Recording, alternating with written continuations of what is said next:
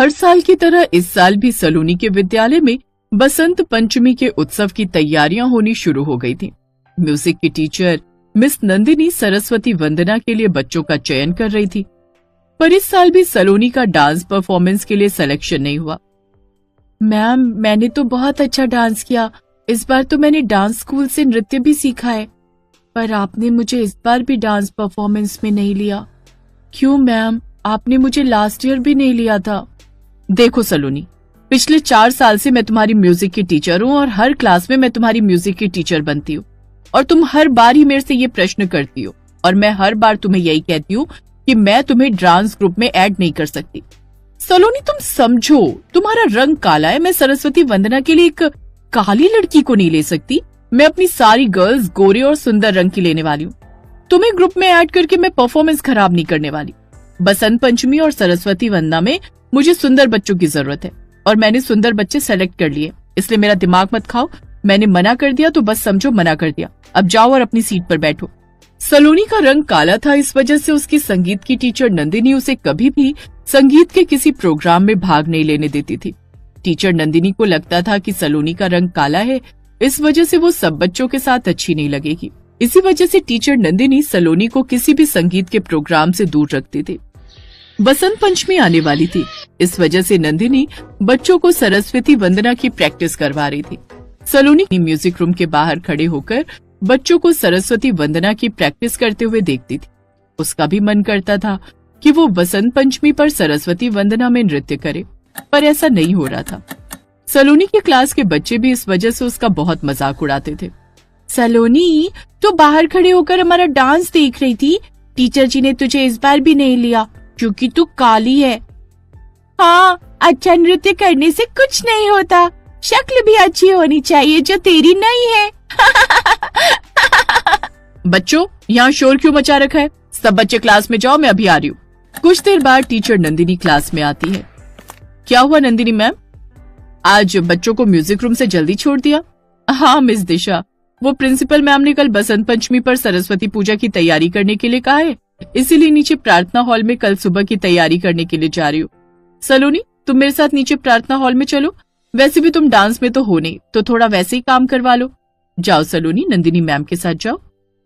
सलोनी का चेहरा उदास था। वो चुपचाप प्रार्थना हॉल में टीचर नंदिनी के साथ सरस्वती पूजन की तैयारी करने लगी। सलोनी, कल तुम टाइम पर स्कूल आ जाना। मुझे अपनी अलमारी में से म्यूजिक सिस्टम नीचे सेट करना है, और हाँ, ध्यान रहे तुम सरस्वती पूजन के टाइम सरस्वती वंदना ग्रुप के साथ मत रहना, स्टेज के पीछे रहना, क्योंकि अगर तुम सामने रही तो मुझे मजबूरी में तुम्हें बच्चों के साथ खड़ा करना पड़ेगा। तुम स्टेज के पीछे रहकर काम करना। Okay ma'am. कुछ देर बाद सलोनी टीचर नंदिनी की हेल्प करके क्लास में आ जाती है। छुट्टी के बाद सलोनी घर पहुंचती है।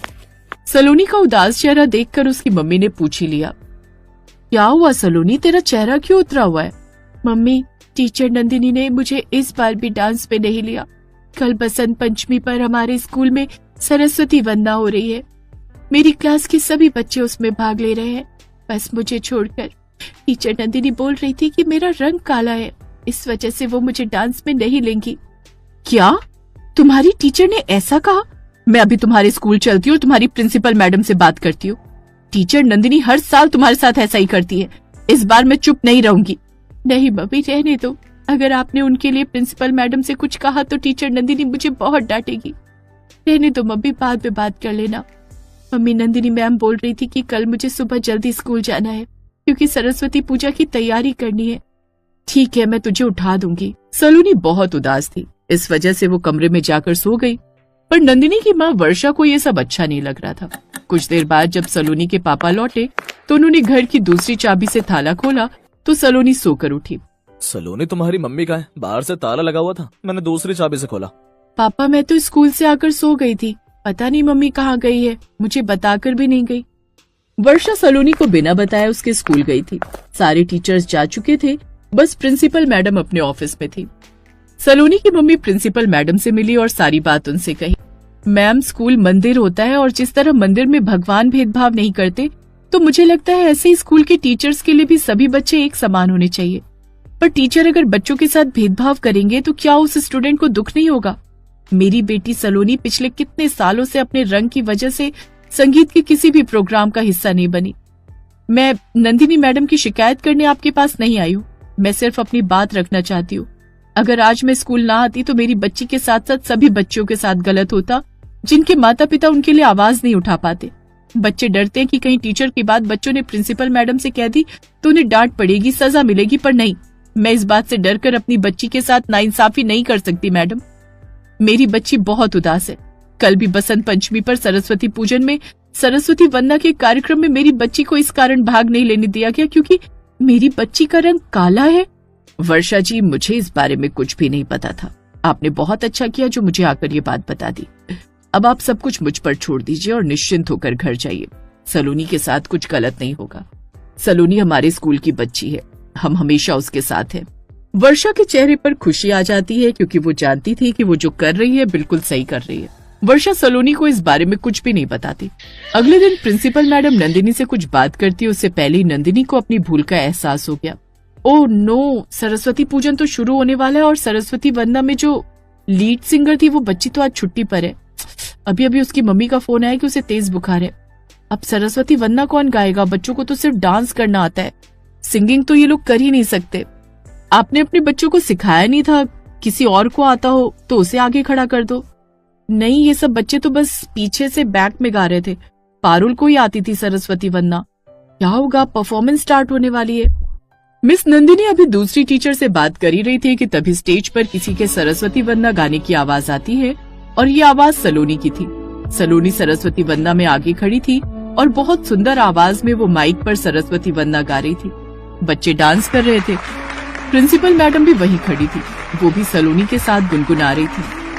कुछ देर बाद सरस्वती वंदना समाप्त हो जाती है। जय जय जय माँ सरस्वती। सब लोग सरस्वती माता को नमन करते हैं और बच्चों की परफॉर्मेंस के लिए तालियां बजाते हैं। टीचर नंदिनी के साथ साथ सभी टीचर्स भी सलोनी की आवाज की बहुत प्रशंसा करते हैं। बच्चों ने भी बहुत सुंदर नृत्य प्रस्तुत किया था। कुछ देर बाद जब सरस्वती पूजन संपन्न हो जाता है तब टीचर नंदिनी सलोनी के पास जाती है। सलोनी, तुम सचमुच बहुत टैलेंटेड हो। मैं गलत थी जो तुम्हारे रंग को देखती थी, पर आज तुमने इतनी सुंदर सरस्वती वंदना गाकर बच्चों की मेहनत को खराब होने से बचा लिया। अगर तुम सरस्वती वंदना न गाती तो बच्चे भी नृत्य करने से रह जाते। थैंक यू सलोनी बेटा, आज तुम्हारी वजह से इतनी सुंदर सरस्वती पूजा संपन्न हुई। थैंक यू सो मच बेटा। टीचर नंदिनी, अच्छा हुआ आपको खुद ही ये बात समझ में आ गई कि हमारे स्कूल का हर बच्चा बहुत टैलेंटेड है, इसलिए सभी बच्चों को एक समान समझना ही टीचर को महान बनाता है। मैम, मैं हमेशा ध्यान रखूंगी कि आज के बाद मुझसे ऐसी गलती कभी ना हो। सरस्वती पूजन के बाद सलोनी खुशी खुशी घर जाती है। सलोनी को खुश देखकर